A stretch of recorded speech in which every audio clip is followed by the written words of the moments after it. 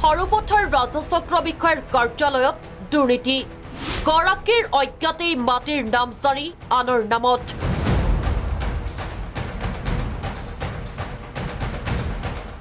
মণ্ডল কাননগোজ চক্ৰ বিষয়া জড়িত কেলেংকাৰীত প্ৰথমেই আমি আপোনালোকক শুনাইছো এগৰাকী দুৰ্ভগীয়া ভুক্তভোগী লোকৰ ভাষ্য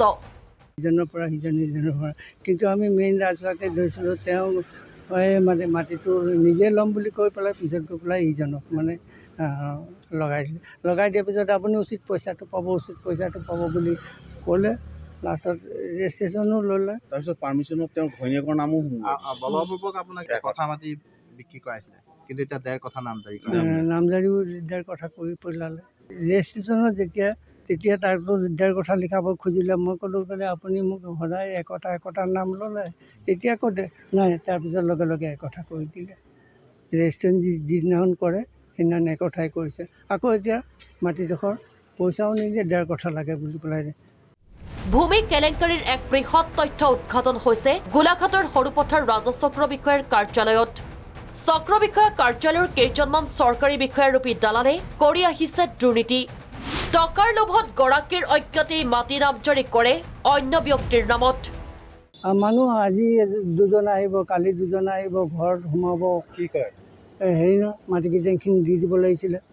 মাটিখিনি জুখি দিব লাগিছিলে কোনদিনাখন দিবি কোনদিনাখন পইচা পাতিটো পালিয়ে নহয় কেলৈ এই এনেকুৱা মানে ইটোৰ পৰা সিটো ইটোৰ পৰা সিটো সৰুপথাৰ ১ নং পদুমনিৰ এগৰাকী দুৰ্ভগীয়া ব্যক্তি নীলু চন্দ্ৰ এইগৰাকী বৃদ্ধ ব্যক্তিৰ নামত থকা ২ বিঘা মাটিৰ এক কঠা মাটি বিক্ৰী কৰিছিল পুণ্যকৃষ্ণ মহন্তক অভিযোগ মতে সেই একে কঠা মাটিত ২ বিঘা মাটি নামজাৰিৰ নামত বলপূৰ্বক বিক্ৰীৰ দলিল কৰাইছিল সেই সময়ৰ মণ্ডলে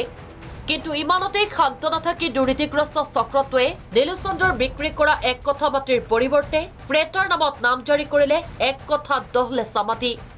৪টা বছৰে তাঁতবাতি কৰি হাবাথুৰি এইগৰাকী বৃদ্ধৰ এই দুৰ্নীতিত জড়িত থকা অভিযুক্তসকল হ'ল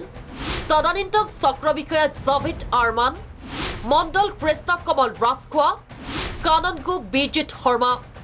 উল্লেখনীয় যে ভুক্তভোগীয়ে ঘটনাৰ সন্দৰ্ভত দুবাৰকৈ উপায়ুক্ত সৰুপথাৰ মহকুমাধিপতিক অৱগত কৰাৰ পাছতো কোনো ধৰণৰ ন্যায় নাপালে নীলুচন্দ্ৰই বৰঞ্চ তদন্তৰ নামত কাৰ্যালয়লৈ মাতি পঠিয়াই ভুক্তভোগীক হাৰাশাস্তি কৰাৰো অভিযোগ আমি মাটি বেচিছিলোঁ ১ কঠা মাটি তাৰ নামজাৰি কৰি আনিলে ১.৫ কঠা মাটি যি পাৰ্টিক বেচিছিলোঁ তেওঁলোকে আমাক আহি ডিমাণ্ড কৰিছে ১.৫ কঠা মাটি ১.৫ কঠা মাটি আমি কিন্তু মাটি আজিলৈকে চমজাই দিয়া নাই মাটিটো তেওঁলোকে কৈছে চমজাই দিবলৈ তেওঁ এক্সপায়াৰ হোৱাৰ পিছত এতিয়া চক্ৰ বিষয়া আছিলে জাভেদ আহমেদে মানে বহুত ধৰণৰ আমাক মানে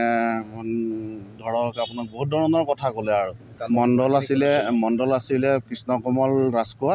আৰু SK আছিলে বিজিত শৰ্মা তাৰপিছত আৰু মই এইবিলাক এপ্লিকেশ্যন দিলোঁ গোলাঘাটতো দিলোঁ সৰুপথাৰতো দিলোঁ কোনো সৎ উত্তৰ আজিলৈকে নাপালোঁ উপায়ুক্তক আমি তিনিবাৰমান কৰিলোঁ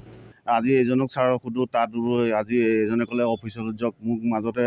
চাৰ্কুল অফিচাৰত গ'লোঁ তাত সুধিলোঁ ক'লে গোলাঘাটত গৈ আপোনালোকে খবৰ কৰক গোলাঘাটত ক'লোঁ গোলাঘাটৰ পৰা ইয়ালৈ পঠিয়াই দিলে ইয়াত ক'লে বোলে তোমালোকৰ ভেজালটো সৰুপথাৰতে